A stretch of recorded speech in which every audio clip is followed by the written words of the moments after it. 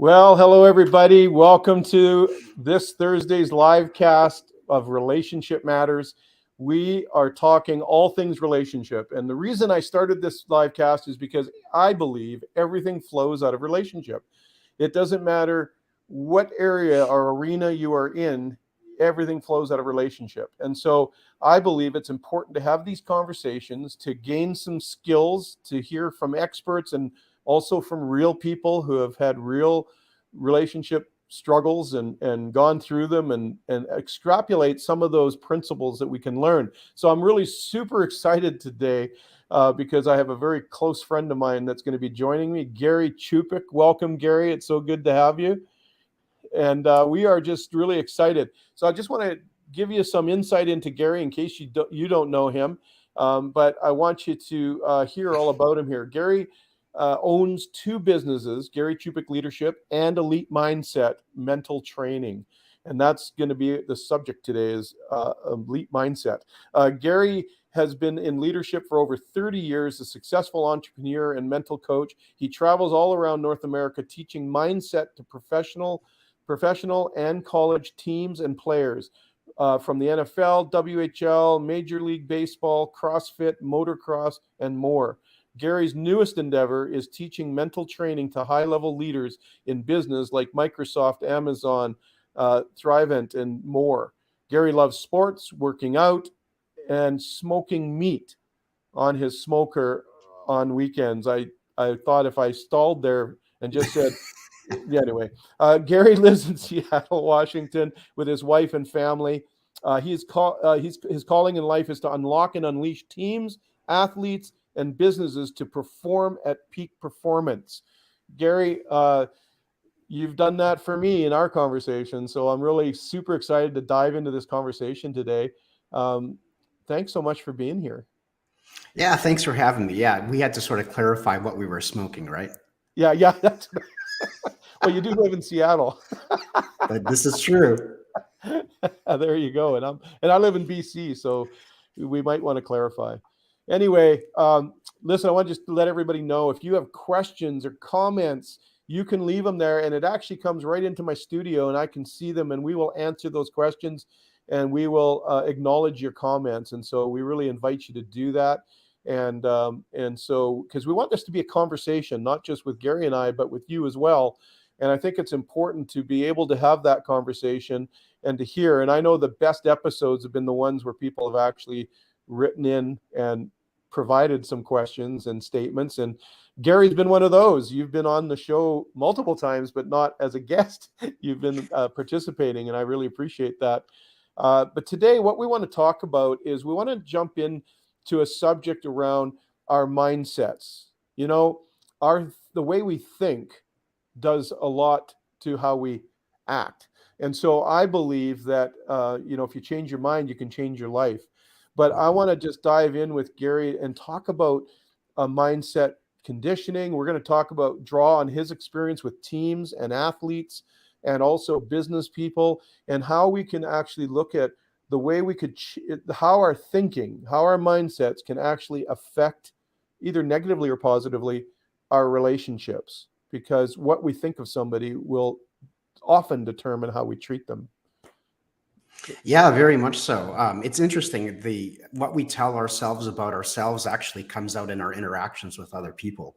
So a lot of that just starts with us because our lives move in the direction of our strongest thoughts. So how we manage our thoughts and how we can control our thoughts really has a lot to do with how we interact with others. So I think a lot of people don't believe that they can control their thoughts. And I just disagree. There's obviously a lot of thoughts that we can't control, and many of them are subconscious. In fact, neuroscientists say that we think between 60 and 90 thoughts per day, and 80 to 90% of them are subconscious. So, controlling subconscious thoughts are quite difficult. We can influence them, but it's pretty tough to do. However, with the 10 or 15% of the thoughts that we can control, why not control them? Why leave them to default? If you could design your own thoughts in a way that is profitable for us and that produces something good in us, then why not control them? Yeah, it's so true, Gary, because I'm thinking about what you said there. It's like we can actually manage the subconscious thought patterns if we are intentional with what we choose to think on the 15%. We can influence the 85, right, or the 80. So we can actually help our subconscious along. Yes, it's true. We can't. That's the hardest one to manage because sometimes we feel something emotionally that we don't know why we feel it, but it came from a thought. And we teach that, in some of the courses I teach. I talk about how our psychologists tell us we have a feeling, then we have a thought, then we have a behavior. Most of us react to behavior in relationships, and we fight and conflict at the behavior level without considering what the feeling was that caused the behavior. And how you change the feeling is by changing the thought. So that's why thought's in the middle. Because by changing your mind, you can change your life. By changing your mind, you can change your attitude. And I've had many people recently tell me, but this is what I've experienced with them all for years. This is just how it is. Like, how can you say it's not like that? This is what I've experienced. And what I've come to understand is they've actually developed a belief system around a few experiences, and they've overshadowed all the other experiences with that belief system. Have you found that in breaking a mindset in somebody, like say even an athlete, like to get them to go to an elite level, what is the process that somebody needs to consider to change their mind? Well, this is a fascinating conversation on a lot of different levels. And one of the reasons is because of our hormones. So if we can control our hormones or have let's say our adrenal glands release hormones by our thoughts, which we can do, then we can start feeling different about relationships or whatever task that we're about. But the reason why this conversation is so intriguing to me is because I'm curious to find out about the order. And one of the reasons why I think deeply about this is because of body language. Right. So sometimes our behaviors and how we act, our body language, can actually affect our thoughts and our feelings. So you may not think or feel a certain way, but when I work with high-level athletes, I'll say, you're not feeling too confident right now, but what if you just started to walk confident? What if you just started to dress confident? We have a sort of a funny little saying in sports that you want to look good, you want to feel good, then you play good. Right. And sometimes just changing your body language actually reverses some of those orders. Yeah. And so sometimes it's about unlocking what that athlete is missing. And so, that's a really intriguing piece. Does it have to be in that order? Because I'm not so sure that it does. Yeah. Well, I think that one informs the other. I think we're like, it's all connected for sure. But, and I do believe that, but behaviors will generally will speak to what you believe. And your emotions also will speak to what you believe. And what you believe is established in your thought life. So I've had people push back and say, well, it's a thought first, then you're going to feel something from that thought. But no, if you look at the feeling first, what was I feeling? And then you look at, well, what was I thinking to lead me to that feeling? Like what was I thinking about that feeling? So for example, if I feel like people are rejecting me, my thought might be there, or my belief system might say that I'm not lovable, or I'm not, people don't care about me. And so then my behavior is I put walls up and I try to keep everybody at bay, or I'm a people pleaser and I try to make everybody like me. And I do things I would never have done. So I think they're all interchangeable, but the way, and I will definitely agree, the way we change it is by changing our mind. But I think that the feelings are informed by our behaviors, but our behaviors are more informed by our feelings. They may be at a subconscious level. In my anger management class, I teach that and say, anger is a secondary emotion. It's not the first thing you felt, but it's the first thing you remember feeling. Mm-hmm. Yeah. You just feel angry, but you don't know why you felt angry. So you got to dig down a little bit, especially with concerning relationships. You got to dig down. Well, why did I get angry at that? What's going on in my heart? It's a very fascinating conversation. There may not be a one size fits all for every circumstance, for every situation. And when it comes to performance specifically, you may be able to manipulate the order temporarily or for a short period of time to try and evoke performance or ability out of an athlete. But it's highly fascinating. In fact, I wonder if beliefs and thoughts are the same thing. So they are. Yeah, and I think that's true. And the beliefs, as you well mentioned earlier, may come from experiences, and they may actually be quite subconscious. But it's interesting working with Andy McKay from the Seattle Mariners in mental training. He says the very first thing that we have to address with a ball player is his belief system. So they have 5 steps or 5 different topics that they like to cover with their athletes. But they say the belief is the number one thing that they address, because if someone doesn't believe that they can get better or improve or reach a certain benchmark, then they never will. So that belief system is at the very heart or very core of all behavioral change. It's interesting. Absolutely. I believe that wholeheartedly. And that's why I said, if you have a belief about somebody, or a thought about somebody that is negative, and I believe thoughts form beliefs. So beliefs are, let me put it this way. Beliefs are things that you think about over and over and over and over. They become a belief system, right? So it's repetitive thoughts that create a belief. And so to break it, we've got to change it. So I always say, don't fake it till you make it. Declare it until you believe it. Because you're speaking life over yourself, then you can actually start changing the way you think. And so I think I agree with that. Like, the belief is so important. And the most successful people, and like you said, in athletics, if they don't believe that they can do better, they're not going to do better. But in the same way, if we don't believe that our partner or that somebody we work with or our boss can't be better, then we're going to treat them like they can't be better. And when we see people through that lens, we sabotage the relationships that we're in. Yeah, it's almost as if that the mindset part of that is like an operating system, on a computer. It's like you go into a relationship, you go into a conversation, and your mindset is like, this is sort of the base fundamental processes that are going on in the background that maybe nobody sees, that are beneath the surface, but they play out in the midst of a conversation. Okay. So now we got to go there. Like, what a great illustration. So the belief is the operating system. And then what are the apps? Yeah, that's a great question. And I think those can be uploaded.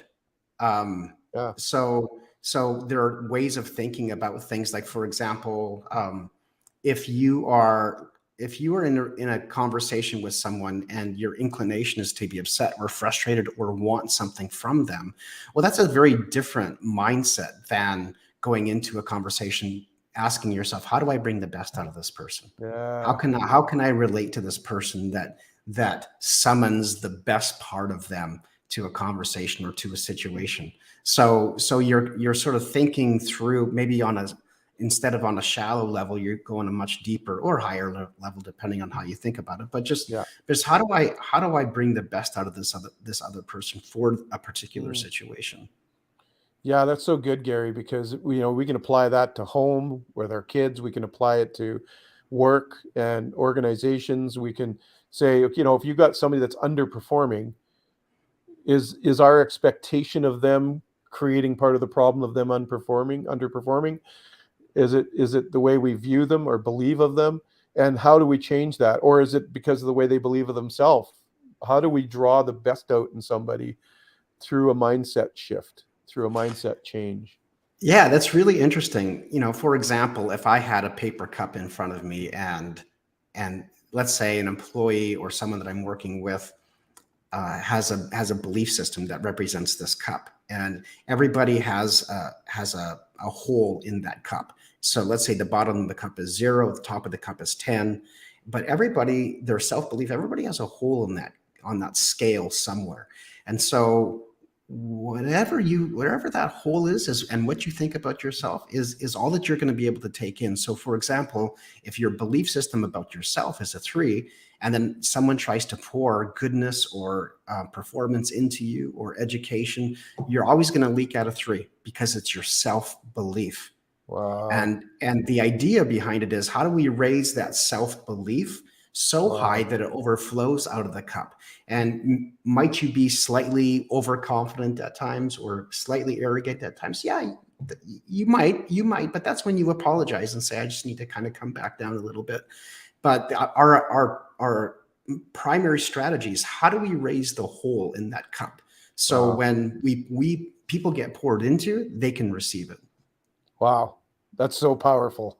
So powerful. Because I love that, because it actually puts the responsibility on the person with the cup too, to, it's not, I've always told people, I can't want it more than you. I can't work harder than you do That's on right. your relationship. Right. Like, and so I'll match your energy. I'll match your efforts, but I do have to find ways, as a coach or as a person who's investing, I do need to find ways to help them raise that by pouring in the good.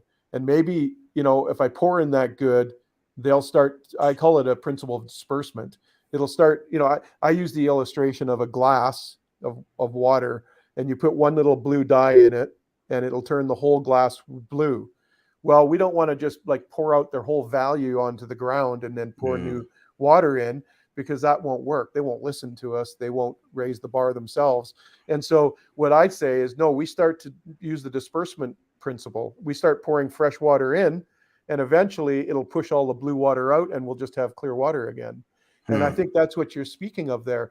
But if the person has a hole in the glass, they're not going to be able to see that. And so somehow I think we have to conclude in this conversation, maybe in some way, we each have a responsibility to change our mind if it's not working for us. What's the tipping point? I always say is it helping you or is it harming you? If my belief system is doing more harm than help, then I need to make a change in what I think. Oh, I like that. That's really, really powerful. I like to use the terminology of production.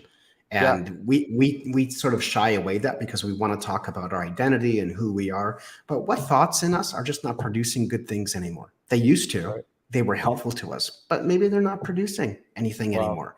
And if they're not producing anything good anymore, maybe it's time to just let them go. Yeah. Yeah. What are we hanging on to? Like, I think about people that hang on to offenses. What is that offense doing to help you in your life? What is it doing to forward your relationships? In fact, if you hold on to an offense from one person long enough, you're going to start actually affecting the good relationships in your life, because that offense is like, well, the old saying, the bitterness is like drinking the poison, expecting the other person to die. So it's the same principle, right? Like we want to, like, how do we change our mindset, Gary? What's the first step for somebody to take? Just a real practical step on changing your mind. I think, let's just assume that they acknowledge that something's not going right, so I got to change my mind. What would be the first step other than acknowledging it? Yeah, well, that certainly is the first step, is becoming aware. So without awareness, you really can't change a mindset. Unless you're aware of the thoughts that you're having, it's really difficult to change them, because the awareness takes cognition, right? And so in order for us to be aware of what we need to change, we need to be cognitive about it. So that really is the first key. The second thing is addressing that belief system. Do you believe that if you were to focus your mind and energy and resources to address this problem, do you believe that this would make a difference? Because if you don't believe it would make a difference, then everything we say after this is not going to matter. It's just not, because you've got to be able to own your own belief system. And then if there are beliefs that are not serving them well, and then it's asking good questions like how's that working for you, or what is no longer helpful to you, or is that producing anything good for you anymore? Because it might have been in the past, but it doesn't presently. So asking good questions and making that person think, man, maybe I need to shift. Maybe there's a change that I do need to make. I kind of view it like I kind of view it like standing on one of those half exercise balls, right? Those Bosu balls. Yeah. And you have to be willing to let someone ask you questions that are a little bit uncomfortable and sort of question your belief system and your thoughts. Because if you're not willing to be uncomfortable, it's very difficult to change. In fact, I would suggest that being uncomfortable is a prerequisite to change, because you're in this pattern. The mind being set it's like it's set. It's like it's set in cement. Yeah. And it's difficult to change. And the only way you get uncomfortable is by being uncomfortable. And so when you get on that Bosu ball and you first stand on it, you're very, very unstable. So you might go rock to the left, you might rock to the right, you might kind of fall over, you might have to hold the wall, and your legs are shaking. But then after 30 seconds, you start to figure it out, and after a minute, you get to figure it out, and then you get a little bit more comfortable with being uncomfortable. What's actually happening is you're building your core and you're recruiting different parts of your muscles that you didn't think that you had to help you stabilize. And so if you can learn to be uncomfortable, you can really grow and you can really change. But that idea of like choosing to get on top of the Bosu ball is really important. Yeah, that's so good, Gary, because I can draw that back. You left to the right, you're feeling a little unbalanced. Well, relationally, you're going to feel uncomfortable. I got to bring up something difficult to talk about. I'm feeling a little bit out of balance, but as you do it, you start to gain your balance. You start to gain your footing on this new reality, right? So when you're in the process of changing your mind about somebody, I've always, I got to remind everybody, ask questions, make comments, add to our conversation, please, because I'm not seeing anything pop up. So go for it. But I always say, if you assumption's the enemy of faith. And if I assume things about people, then I can't have faith in them. If I truly want to have faith in somebody, I can't assume things, because most of our mindsets and beliefs about someone else comes into play. It's actually, that's where it comes from. We assume something. We assume what they're thinking. I often tell people that they can do something 100 times, and you assume they're going to do it one more time, but maybe they won't. Maybe they've had that uncomfortable moment on that thing and they've decided, I'm going to actually make a change here. Maybe they did change their mind. You don't know, but you assume. So I would say assumption's the enemy of faith. If you want to have faith in somebody, don't assume. Yeah. Making assumptions is lazy, right? Our brains. Okay, say that again. Making assumptions is lazy because neurologically, we're always looking to burn the least amount of calories as possible, right? And so if we can feel like we have something figured out, like we're bringing preloaded programs into a conversation or preloaded expectations into a conversation, we're just kind of being lazy.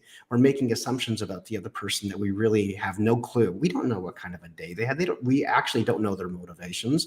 We may assume that we know or think that we know, but we really don't. And that's why having just that really honest, open, clear, difficult, challenging conversations are so important, because they allow us, they're hard work, but they allow us to get to the heart of the matter. Right. And in the process, we find our balance on this uncomfortable new experience. That's right. So once we can't find any other way. Exactly. So once you work on those thoughts and the beliefs, then you can work on allowing yourself, like making a decision to be uncomfortable. Then it's about building perspective. Like in baseball, we always want to, baseball is a game of failure. Right. And so having a good perspective of failure in baseball or in most sports is really important, because you fail a lot. Right. So I think it's the same way in life. It's like, having perspective about relationships. There's a good friend in my life. His name is Stan Powers, and I think you know him as well. He's a good friend of yours as well.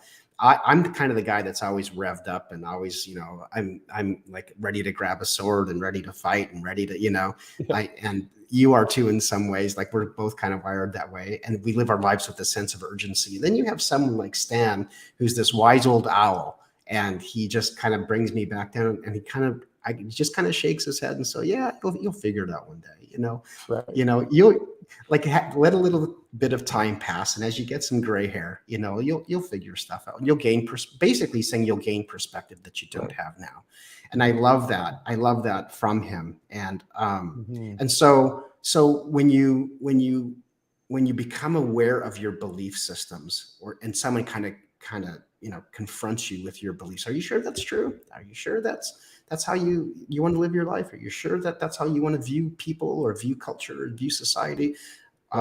Because it seems like you're really anxious about, what's going on in society or culture, or really anxious about your own life. Are you sure those things, like, even if they were true, there's hundreds of things that are true. And so which true aspects of life do you want to prioritize over others? Because you can't prioritize them all. You have to kind of have a hierarchy of values.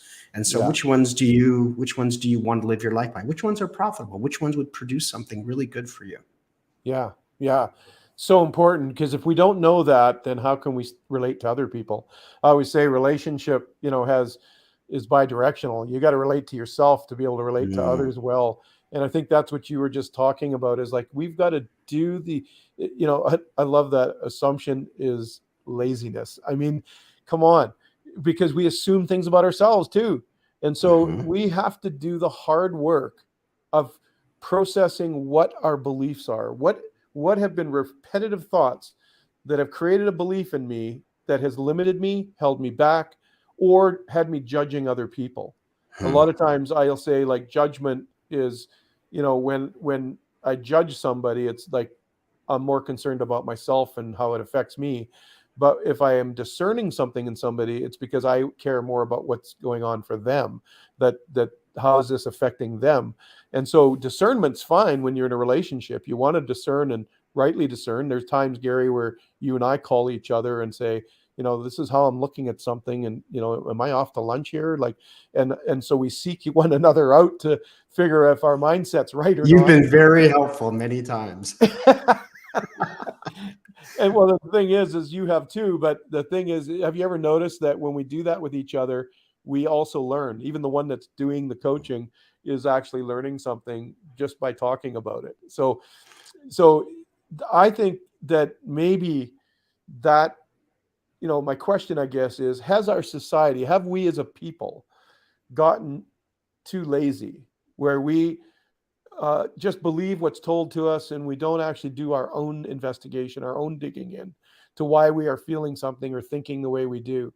Do we just assume about somebody because we heard it? This shows up clearly in social media. I mean, I've had, you see it all the time playing out, right? Somebody is judging somebody, telling them that this is what they believe and this is what they think, and they're this and they're that. And they don't know that person. They've never met that person. All they've ever seen is a public persona. They've never actually know their heart. But we do that with people we do know too. We kind of, especially at work and in workplaces, we tend to, develop our belief system about them based on their behavior or based on what other people are telling us.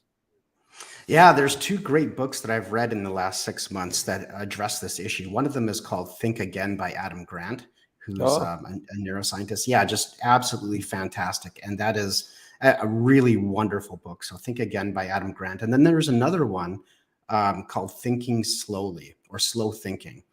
And it's all the neuroscience of thinking and how we come to make assumptions about things, and that we're dramatically wrong most of the time.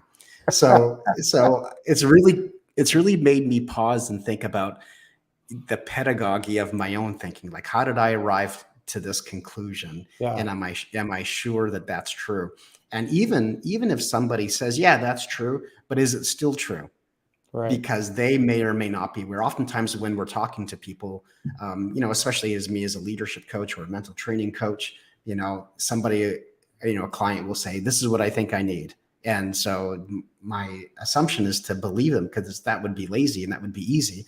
But oftentimes they're actually wanting something other than what they said.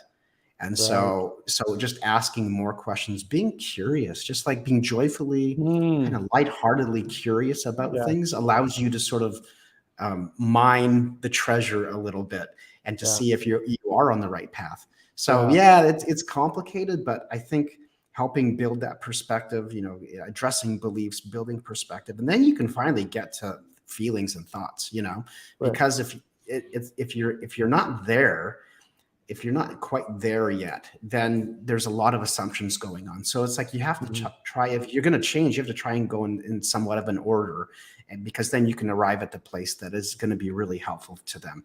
But it takes like having a mindset of how do I bring the best out of the people around me is a really wonderful relational mindset to have. Yeah. Like who would I need to be and what would I need to do in order to bring the best out of people around me? It makes me think of Michael Jordan. Michael Jordan, greatest basketball player, in my view, ever to live. And he was breaking records at the top of the scoring charts for I think 6 or 7 years before he ever won a championship. But the year that he won his first championship, you'll notice a change in his statistics. He went from scoring to making assists. And ever since, you see him making more assists than they win all their championships. Wow. That's incredible. What an acknowledgement, right? Yet most people think of him as, the flying, Air Jordan, right? The flying dunk. And yet he probably created the championships from the passing. Yep. Not from the flying, Exactly. But that doesn't make for a good logo. You don't see too many passing silhouette logos, right? You see him with the dunks, right? But that's a good point. But when people, like, when you can build that kind of trust, like when people know that you're trying to bring the best out of them, you can say hard things. Right. You've earned the right. You've earned the right, and they will trust you because they know that you're trying to bring the very best out of them. But that takes some relational equity and some time and some trust and that kind of thing. But what a great thought, Gary. Like, if we all, just a challenge to everybody watching or that will hear this, like, if we changed our position from being self-interested and trying to what if we changed it to, how can I make others better? How can I help others be successful, the people around me? Or if I'm in a conflict, what if I came into that conflict saying, how can I help them be okay, rather than defending myself, right? I think it would change everything. That would be a mindset change that could really enrich your relationships. Yeah, and it takes more processing power, right? We talked about the brain and how we're lazy, and but to go into a conversation or relationship and say, man, how do I, like this? I'm going to go into a really difficult relationship or conversation in my office with an employee, and man, how do I bring the best out of them? As opposed to, well, I have some bad news to deliver to them, or I'm going to have to challenge them, or I'm going to have to. What if we just changed our mindset? It makes me think of an email that I needed to send last week, and it was a hard email to send. And I had done a little bit of research on how to send this particularly difficult email. And so I was about to press the send button, and I just didn't feel good about it. So I thought, okay, just stop. And so I kind of gathered myself and said a little prayer. And then I thought, okay, if I was to change my mindset and serve this person who's let me down, right, then I wonder, because emails echo. Emails echo. So if I send this email, it's going to echo in their mind. Whenever they think about me, it's going to echo. So I thought, well, what kind of an echo do I want to leave in this person's mind and in this person's heart? So I changed my email and made it probably half as short and really, tight. But I said, hey, you're under a lot of pressure. You're under a lot of stress. And hey, how can I help you? How can I be a blessing to you? And this person hadn't responded to me, 2 or 3 previous emails. And so I changed the echo of this email, and they responded within 15 minutes. And they responded really positively and said, hey, I'm going to make sure that you and I get a chance to work together, and this and that and the other thing. And I thought, wow, I'm so glad I did not send that first email, because I wasn't looking to bring the best out of her. I was wanting something from her. And so just that change of mindset made me change my thoughts and then ultimately my action or behavior. Wow. What a great example of what we're talking about. Because you took that position of how can I help her, and it changed her attitude towards you. So the result was exactly what you wanted, but you wouldn't have got that result had you taken the me first approach and totally. what I need. And that was my inclination. That was my first response. Well, it usually is. And that's why we should stop. I can't tell you how many times I've started to make a comment and I've just like, no, delete it, because I stop and I read it and I start thinking here's a great tip for everybody. One of the ways you do that is you read it and you start thinking about how they're going to receive it. Yes. And then you read it and say, oh, like, how do I want to be? How do I want to show up? How do I want to be present? And so but as soon as I would look at something and say, well, how would people react to that? Or how it changes the way I'm going to do it. I want to build people up. I'm an encourager. I know that's part of my calling in life, is to be an encourager.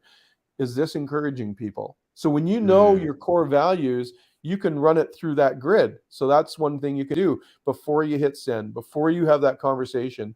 Dive down and say, how can I enter that conversation to bless them, to bring the best out in them, and serve them, and then put it through your own values. Like, does this reflect? Okay, so maybe I check the boxes. Yes, that is encouraging to them. Yes, it's whatever. But now I can look and say, well, does it line up with who I am as a person? Is it, right? Yeah, no, it's interesting because I hear people say, well, I'm not being honest, right? Like I should tell them my true feelings about how I feel about them. Like, you are ghosting me in this email thread. Like, this is not, I'm upset, I'm frustrated, I'm angry, I'm offended, I'm hurt, I'm insulted, my pride's hurt, my ego's sort of bruised. And I'm like, listen, man, we've all got an ego, right? We've all got ego, right? I mean, every single human being on the earth has an ego. And they're all tender and they're all sensitive. Every one of us. It doesn't matter if you have a tough exterior like Donald Trump or Michael Jordan. I mean, those guys, you talk about a tender, sensitive ego, man, it's sensitive, right? Yeah. So we all got that. But to sort of change our mindset to say, oh man, like, if I told the truth, that would sort of be, sublimely, deceptive for me just needing to vent. And so I'll say, well, I'm going to tell you the truth. Well, but that's more selfish. That's more, like you said, more me-centered than others. Anytime somebody starts a sign like, I have, I'm going to tell you the truth, or I have, honestly, I have to be honest with you. Yeah. It's like, right. It's code for here it comes. It's code for here it comes. Yeah, here it comes. So I actually, I agree. Like, one of the pillars in a healthy relationship is honesty, but honesty does not mean to a fault. Like, it's being honest with who you are. It's not, and so but your approach, okay. So you don't come guns a-blazing. It's not about being honest with your feelings. It's about being honest with who you are. And so just because you were upset with that person doesn't mean you need to blast them to get their attention. That's not being dishonest with her. It's actually you stopped long enough. You were authentic because you stopped long enough to say, she's under a lot of stress. She's got things going on. Maybe this has nothing to do with me. So how can now you shift how can I serve? How can I bless them? And in that, guess what you've done? You've earned the right in the connection, in the relationship. You've earned the right then to say, I just want you afterwards. I want you to know that the ghosting really actually affected me. It hurt my feelings. But I realized, I just want you also to know that I know you're under a lot of pressure. So I decided to take the servant role instead of the command role. Right. Yeah. Well, the irony in all of that is that we're simply exposing our own selfishness, right? Like, I want the answer and I want it now. Yeah. And if it doesn't go my way, then it's your loss. Ooh. And in reality, that's how I was feeling. Right. And I mean, it just exposed my own selfishness and my own pride and my own arrogance. And when I became more consciously aware of that, then I thought, oh man, is that really what first of all, I should stop and say, oh God, forgive me, right? Like, that's awful. Like, change that in me. Yeah. But so it was actually kind of helpful in a way to be aware of that. Like, okay, well, do I really want to serve people? Because I say I want to serve people, or I want to love people well, or bring the best out of people, or unlock people. But man, it sure sounds like I want to, work. Yeah. I want to do this for me, So yeah, it's that going so by the time you email and hit send, you were being honest because you worked it all through. So maybe the question is not about being honest with your feelings towards them. Maybe it's being honest with yourself about why you're feeling the way you are. Because once you've admitted that and processed that, then you got in the right frame of mind. You got the mindset right. Now that email was it was more authentic because you're now processed it. Well, and I felt aligned to my values and my personal philosophy. I felt aligned. It was like, I was like, okay, that sounds more like me. Like that's who I want to be. It's who I aspire to be. That other shadow side or that dark side does exist, but I don't want that to be the part of me that leads with the front foot. Like if you and I get close and I can talk about my feelings and talk about how selfish I am, if I'm safe, it's a safe place to do that. I will. But it's interesting to me how just a little bit of honesty with ourselves can go a long way, because I think we all have an inner narrative, and usually it's subconscious. And so if we feel constantly on edge, or you hear a lot of people use the word frustrated a lot, especially these days, right? In terms of society, all the time now. All the time. And you said it so perfectly. You said it many times, is that frustration is low-grade anger. And that anger comes from unmet expectations. So what am I expecting from life or culture, or relationships or people? And well, gosh, maybe I need to change my expectations. Exactly. Maybe it's on me. Maybe it's like, maybe I'm not wearing any clothes, right? Like like the emperor's not wearing it. Maybe it's me. So I'm learning a lot of it is me. And when we go through that process, Gary, and we actually go through a transformation of our minds and our thoughts, and our minds are renewed. What's interesting is I have found in my life, I actually come out feeling more confident and less insecure. I actually come out of that process. I mean, scared like everything going through it, and challenging. It doesn't always feel good. And boy, shame can come pretty quick and, pile on. But I think if you're authentically desiring to live your, the life that is designed for you, and you ask yourself those hard questions, the process of those answers will not actually depress you. They'll actually encourage you. You're going to be able to see them. And yes, momentarily, it's going to feel horrible. Like, what was I thinking? What in the world was I doing? And why am I so selfish? I can go through those processes. But when I start to challenge those things, I usually find out that the negative things, the shame, the limiting beliefs, all those things were all founded in lies anyway. It wasn't even truth. It was all in lies, right? And when I challenge, when I go into that, it's like, that's not who I am. That's not who I am at all. Why am I labeling myself with that narrative in my head? Why am I doing that? Because it's out of that I will treat people poorly. It's out of that I'm defensive. It's not who I really am. And so when I start to look at that and say, well, who am I? Well, what are my values? What's important to me? I want to live out of that. Now, all of a sudden, I have confidence and say, actually, that's who I am. Yes. It's such an amazing conversation, because oftentimes, I'll talk about laying your head on your pillow at night, and you're the person who's got to convince you. Because if you're a fraud, if you're faking it till you make it, but once you start believing productive, healthy thoughts about yourself, and you change your mindset, and then it starts to affects your behaviors and your actions, and you start proving things to yourself like, wait a minute, no, I love bringing the best out of people. I feel most alive and contributing to the overall good of whatever communities or groups that I belong to. That's who I want to be. And then you start stacking wins, right? And that becomes a force multiplier. And then you can lay your head on your pillow at night and say, I think I like who I am. I think that I like I like that version of me. And so how do I do that more? Right. Yeah. So now it's authentic. And so it carries more authority. It carries more life to it, like, because it's flowing through you, and it's not, I find when I'm transparent and open and come to that conclusion, like you said, I feels good to live out of my values and live out of who I am. What happens is that doesn't make me proud. Pride puffs up or it covers up, right? That doesn't make me proud. What it does is actually humbles me.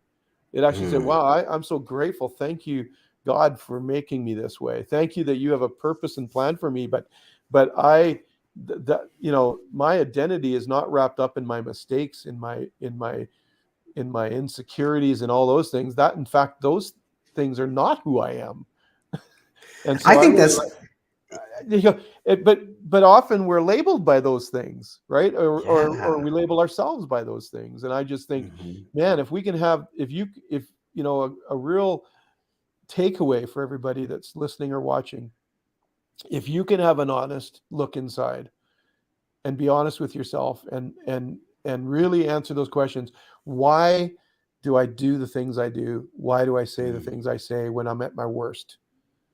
If you start having that conversation with yourself, and even with a coach or with somebody, a close, trusted person, and you start having that conversation and you start looking deeper down, you're going to find out that actually that's not your identity. That's right. That's not who you are. And so something is off. And now that's the beginning stages. That awareness is as Gary said earlier, is the beginning of stages. Awareness brings choice. So now, as soon as you have that awareness, you can ask, but I get to choose. I don't have to be those things. I don't have to act that way. I want to find out who I really am, and I want to act out of that. I want to behave out of that, because no longer am I seeking approval. See, a lot of our negative behaviors are because we're either defending ourselves or we're trying to gain approval somewhere. If you have your validation and approval from God first, and then from internally inside, other people's opinions of you aren't going to affect you as deeply. And I think you set yourself up for healthier relationships. Yeah, in the sports world, we call it having an internal locus of control. So you have an external locus of control in which the world happens to you. So you're kind of taking in the stress and the anxiety of the world and society, kind of like all the psychosocial sort of elements of our culture right now. And then, but if we could switch that to an internal locus of control, where you get to define the metrics of who you are, you get to decide who you are. And if you are, let's say, adopting sort of a faith-based concept of who you are or otherwise, then you can decide, okay, so who am I? What do I value? What's important to me? Who does God say that I am? What are my personal philosophies? What are the things that allow me to self-determine my own value? And Right. so if you can choose that, then, I like to draw it like two stick men, right? You have a stick man here and a stick man here. And you have, with the external locus of control, you have the arrows sort of pointing at like life happening to this, stick man that has a sad look on his face. And then you have, the stick man has a positive or happy look on his face, but he's emitting himself to the world because he's self-determining. He's already self-determined on what makes him successful or what makes him valuable. Wow. And so then you get to live out of that overflow, because then you say, you know what, even on my worst days, if I have an internal locus of control and I'm accomplishing or being those things that have already been determined, that it's already a done deal, then all the negative stuff that even happens to me is like, I'm in a much better place to handle even the negative stuff, because I've created an internal locus of control. It was interesting. I was talking to a football coach one day, and one of the trainers we were walking on in the football field, and this trainer said to me, I asked her how her day was going, and she said, she goes, my week has been terrible, just terrible. And I said, that's really too bad. And then she looked at me with the strangest question. I'll never forget it. She said, why am I having a terrible week? And I thought to myself, how in the world would I know why you're having a terrible week? I haven't seen you. Like, how would I know? Yeah. But she was totally serious. And I wasn't sure how to respond. I didn't know what to say. So I just said the first thing that came to my thought. And I said, because you chose to be vulnerable. Mm. You made a decision through your belief system that you were going to determine how your life is based on the external circumstances. And if you live your life based on the external, arrows, circumstances that are pointing at you, you will live a roller coaster life. You will live based on what people say about you, what somebody that doesn't even know you say about you. You will gain perspective and ideas about what culture thinks about you based on all types of different metrics, right? Well, that's a pretty awful way to live your life, because that feels like a roller coaster ride. It feels like you're completely vulnerable to go the ups and downs. But if you can live your life with an internal locus of control and choose not to be vulnerable and say, you know what, I think these are the fundamental things I do in my life that I know are me.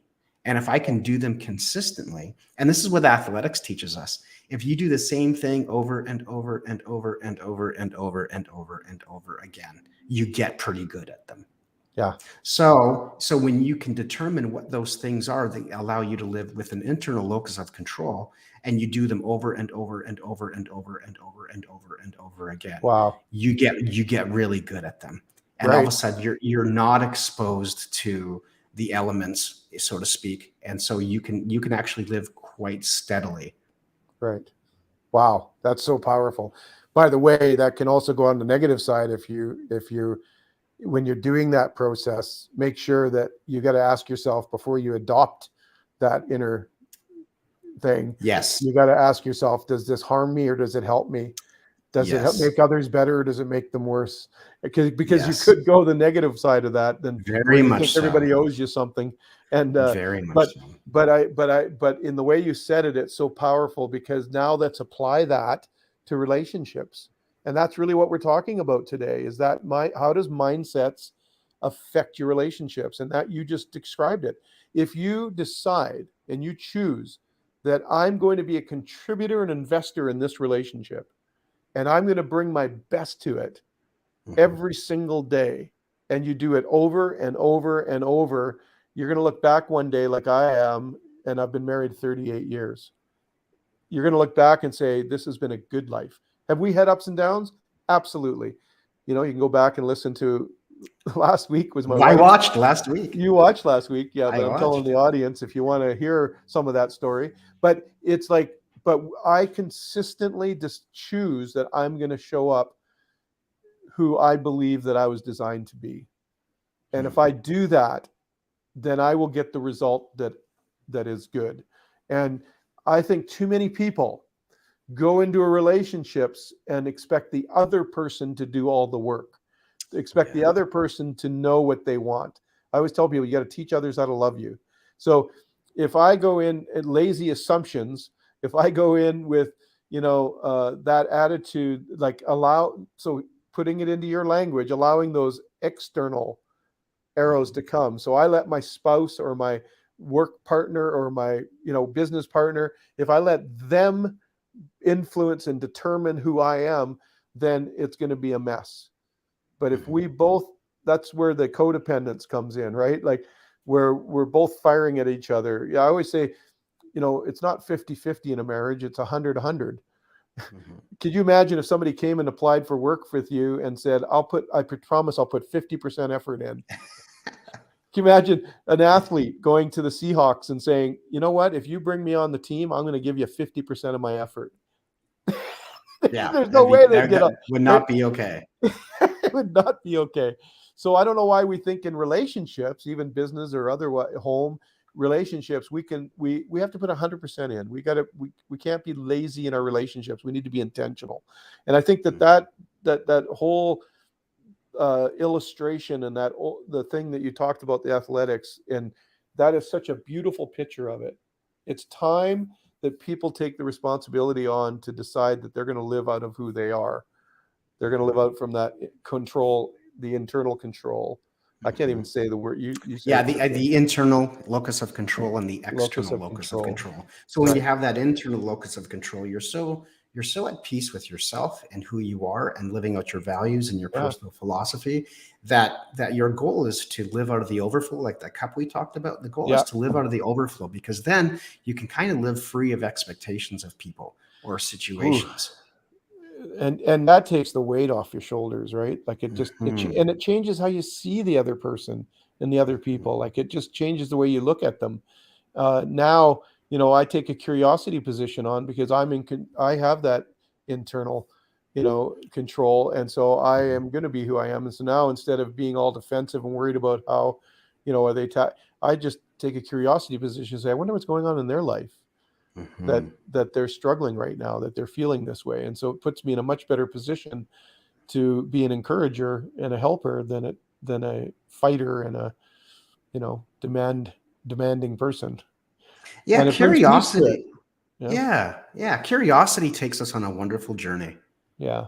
If you're really just willing to, if you're just willing to keep walking with someone in a conversation and just being curious, there's so much that gets value gets communicated, patience gets communicated.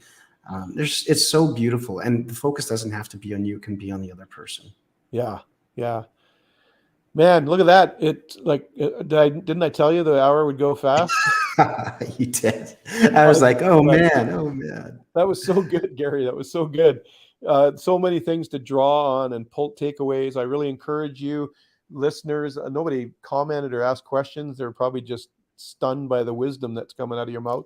But right. I wonder if you know, if you were to wrap up the thoughts and encouragement around this subject of how your mindset impacts the way you see people, do you have like closing thought that you'd like to share on that? Yeah. Well, when we talk about mindset, what we're really talking about is what you believe about yourself. Yeah. That's what mindset is. And, you know, people can talk about, you know, high performance, and they can talk about, you know, gurus can talk about this stuff, but at the end of the day, it's really what you think about yourself. Yeah. So if you can live your life out of the overflow of what you think about yourself, then your mindset will become natural. Like all those core muscles that you're recruiting, it'll become natural, and you'll gain stability in your own skin.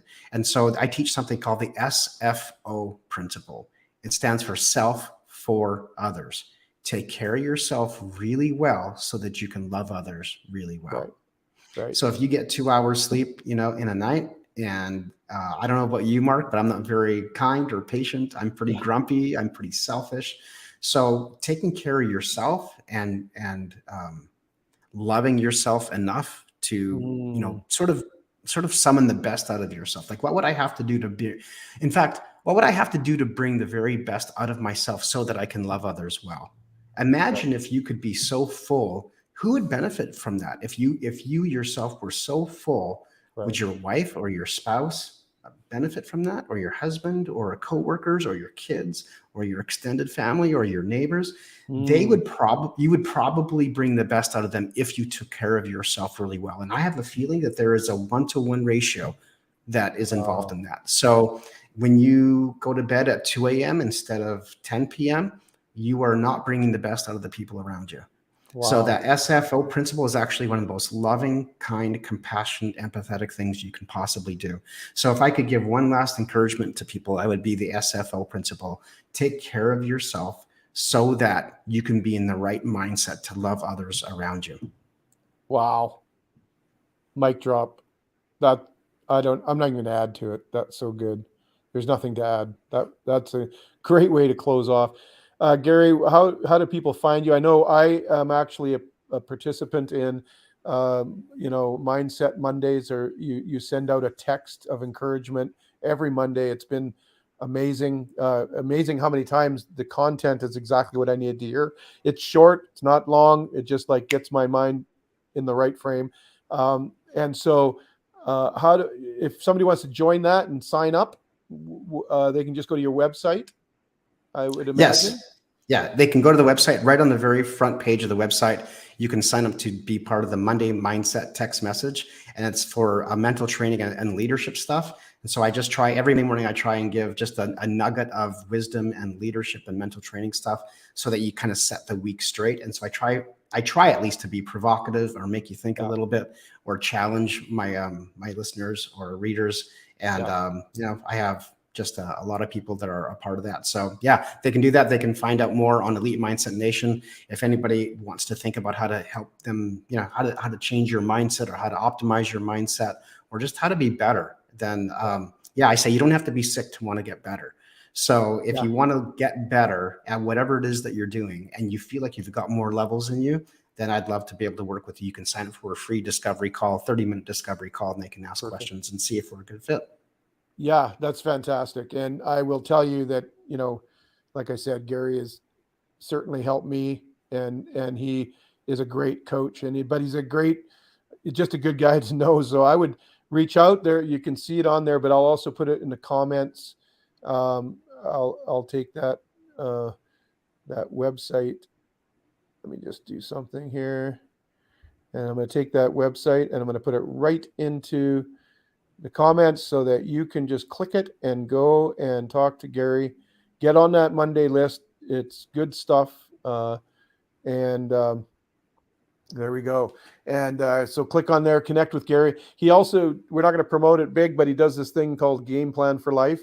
When you get on the 15-minute discovery call, ask him about it. It is absolutely life-changing. If you're stuck in a rut, or you do want to go to that next level, and by the way, I'll tell everybody that's listening, you do have another level in you. Doesn't matter who you are. You still have another level. So you need to get a hold of Gary. But that is that life plan, that game plan for life is phenomenal. I've actually witnessed it myself, and it has been it's incredible. It'll set you on the right path. It'll get your mindset in the right place. You don't want, you know, that's a great thing to join in with. So you'll find all that on his website. And if you set up a meeting, also want to remind you that, you know, you can go to my website, markgordon.ca, and you can find my book there, Relationship Matters. Or if you want to engage with me, that's the way you can reach out. Final announcement before I sign off here.